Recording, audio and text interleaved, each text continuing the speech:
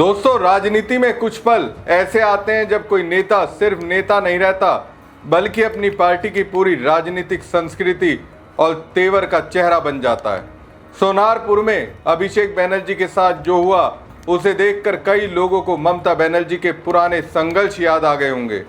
सैकड़ों लोगों की भीड़, अंडे, पत्थर, धक्का मुक्की, हमले के आरोप, सुरक्षा को लेकर अफरा तफरी, लेकिन अभिषेक बनर्जी पीछे नहीं हटे।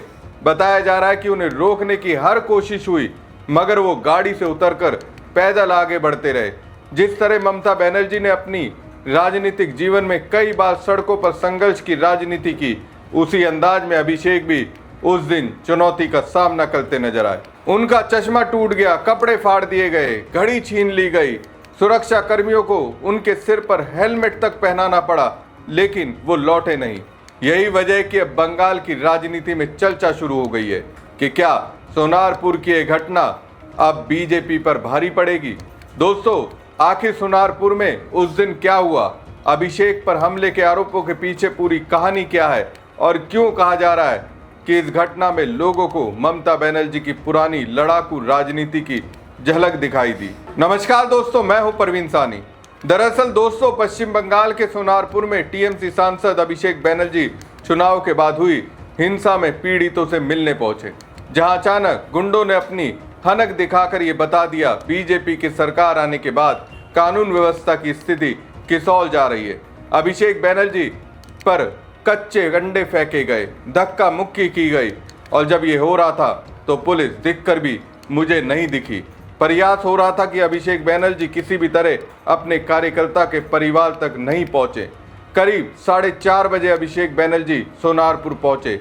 इस दौरान बड़ी संख्या में पहले से उत्पाती वहां मौजूद थे। उत्पातियों ने महिलाओं को भी आगे रखा था जिनके हाथों में कच्चे अंडे थे। भारी विरोध को देखते हुए अभिषेक बनर्जी ने अपनी कार छोड़ दी और बाइक के जरिए इलाके के अंदर जाने की कोशिश की, लेकिन पीड़ित परिवार के घर से कुछ 100 मीटर पहले ही प्रदर्शनकारियों ने उन्हें रोक लिया। उनके खिलाफ नारेबाजी शुरू हो गई और चोर चोर के नारे लगाए जाने लगे, लेकिन इतना होने के बाद भी अभिषेक बनर्जी नहीं रुके। वो अपने मृतक कार्यकर्ता के परिवार तक पहुंचे और उससे मुलाकात कर उसका दर्द बांटा।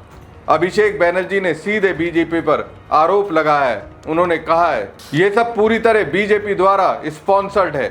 आप खुद देख सकते हैं कि आज मेरे साथ क्या किया गया। यही इनके लोकतंत्र का असली चेहरा है। सबसे बड़ी बात यह है कि मौके पर कहीं भी पुलिस दिखाई नहीं दे रही थी। वो मुझे जान से मारना चाहते थे। पूरी घटना कैमरे में रिकॉर्ड हुई है और हम इसे हाईकोर्ट तथा राज्यपाल के सामने रखेंगे। मैं इस मामले को अदालत तक लेकर जाऊंगा। नई सरकार बने अभी 1 महीना भी नहीं हुआ और पुलिस पूरी तरह गायब है।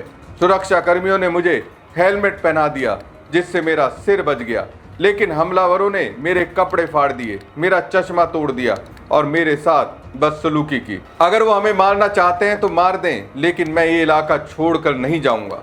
लेकिन इन सब के बीच एक बात साफ दिखाई दी, अभिषेक बनर्जी पीछे हटने को तैयार नहीं थे। आमतौर पर ऐसी परिस्थितियों में नेता अपनी सुरक्षा को प्राथमिकता देते हुए कार्यक्रम को रोक देते हैं या सुरक्षित स्थान पर चले जाते हैं, लेकिन अभिषेक ने अलग रास्ता चुना। वो वाहन से उतरकर भीड़ के बीच आगे बढ़ते रहे। दोस्तों, राजनीति में कुछ घटनाएं ऐसी होती हैं जो केवल खबर नहीं रहती बल्कि किसी नेता की पूरी छवि को बदल देती है। सोनारपुर में अभिषेक बनर्जी के साथ जो कुछ हुआ उसके बाद बंगाल की राजनीति में एक नई बहस शुरू हो गई है। सवाल ये नहीं है कि वहां किसने क्या किया, किसने किस पर आरोप लगाया या किसकी क्या राजनीतिक मजबूरी थी। बड़ा सवाल यह है कि इस पूरे घटनाक्रम से राजनीतिक रूप से सबसे ज्यादा फायदा किसे मिलने वाला है। अगर तस्वीरों और वीडियो को देखा जाए तो एक तरफ गुस्साई भीड़ दिखाई देती है, विरोध दिखाई देता है, तनाव दिखाई देता है, जबकि दूसरी तरफ अभिषेक बनर्जी लगातार आगे बढ़ने की कोशिश करते नजर आते हैं। ये तस्वीर अब एक राजनीतिक संदेश बन चुकी है। डराने की कोशिश हुई लेकिन अभिषेक नहीं डरे, रोकने की कोशिश हुई लेकिन अभिषेक नहीं रुके, हमला हुआ लेकिन अभिषेक पीछे नहीं हटे। दोस्तों, बंगाल की राजनीति का इतिहास बताता है कि यहाँ जनता केवल भाषण देने वाले नेताओं को याद नहीं रखती बल्कि सड़क पर संघर्ष करने वाले नेताओं को अपने दिल में जगह देती है। ममता बनर्जी इसका सबसे बड़ा उदाहरण है। कभी कांग्रेस छोड़कर अकेले लड़ाई शुरू करने वाली ममता को भी शुरुआत में राजनीतिक तौर पर कमजोर समझा गया था, लेकिन सड़कों पर संघर्ष, आंदोलनों और लगातार टकराव ने उनकी छवि को फाइटर वाला बना दिया। आज वही छवि उनके सबसे बड़े राजनीतिक ताकत मानी जाती है। सोनारपुर की घटना के बाद टीएमसी के भीतर भी चर्चा शुरू हो गई है कि अभिषेक बैनर्जी ने पहली बार इतने बड़े स्तर पर खुद को एक जुझारू और संघर्षशील नेता के रूप में स्थापित करने का मौका हासिल किया है। अब तक विपक्ष अक्सर उन्हें केवल ममता बनर्जी के भतीजे और पार्टी के संगठन नेता के रूप में पेश करता रहा, लेकिन इस घटना के बाद टीएमसी समर्थक उन्हें एक ऐसे नेता के रूप में प्रचारित कर रहे हैं जो खतरा देखकर पीछे नहीं हटता। ध्यान देने वाली बात यह है कि अभिषेक बैनर्जी के पास उस समय वापस लौटने का पूरा अवसर था। सुरक्षा एजेंसियां भी उन्हें वहां से निकालना चाहती थी। माहौल लगातार बिगड़ रहा था, लेकिन उन्होंने सार्वजनिक रूप से कहा कि चाहे कुछ भी हो जाए वो पीड़ित परिवार से मिले बिना वापस नहीं जाएंगे।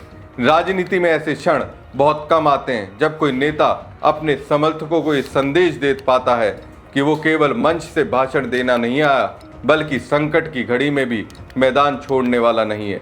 यही वो बिंदु है जहां से बीजेपी की राजनीतिक मुश्किलें बढ़ सकती है, क्योंकि चुनावी राजनीति केवल तथ्यों पर नहीं बल्कि धारणा यानी परसेप्शन पर चलती है। अगर जनता के एक वर्ग के बीच ये धारणा बनती है कि अभिषेक बैनर्जी को डराने की कोशिश की गई और वो फिर भी डटे रहे, तो इससे उनकी राजनीतिक विश्वसनीयता मजबूत होगी। दूसरी तरफ बीजेपी को लगातार ये समझना पड़ेगा कि घटना की वास्तविकता क्या थी और उस दिन जो कुछ हुआ उसके लिए जिम्मेदार कौन था। टीएमसी अब इस पूरे घटनाक्रम को केवल एक हमले के रूप में नहीं बल्कि संघर्ष की कहानी के रूप में पेश करेगी, जो वास्तव में अभिषेक बैनर्जी ने वही रास्ता चुना है जो कभी ममता बनर्जी ने चुना था। विरोध का सामना करना, सड़क पर उतरना और राजनीतिक जोखिम उठाना। बंगाल में इस तरह की राजनीति का इमोशनल असर काफी गहरा होता है। राजनीतिक दृष्टि से देखें तो अभिषेक बैनर्जी पिछले कुछ वर्षों में धीरे धीरे पार्टी के सबसे प्रभावशाली नेताओं में शामिल हुए। संगठन पर उनकी पकड़ मजबूत हुई है, चुनावी रणनीतियों में उनकी भूमिका बढ़ी है और पार्टी के भविष्य को लेकर भी उन्हें महत्वपूर्ण चेहरा माना जाता है।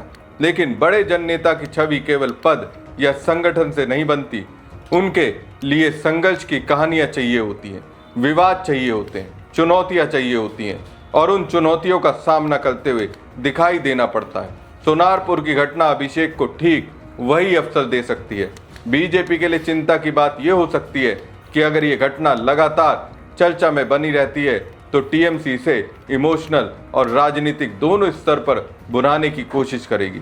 टूटा हुआ चश्मा, फटे हुए कपड़े, हेलमेट पहनकर भीड़ के बीच खड़े अभिषेक और उनका ये बयान कि मेरी लाश निकल जाए लेकिन मैं यहाँ से नहीं जाऊँगा, ये सभी तस्वीरें राजनीतिक प्रचार की भाषा में बेहद शक्तिशाली प्रतीक बन सकती हैं।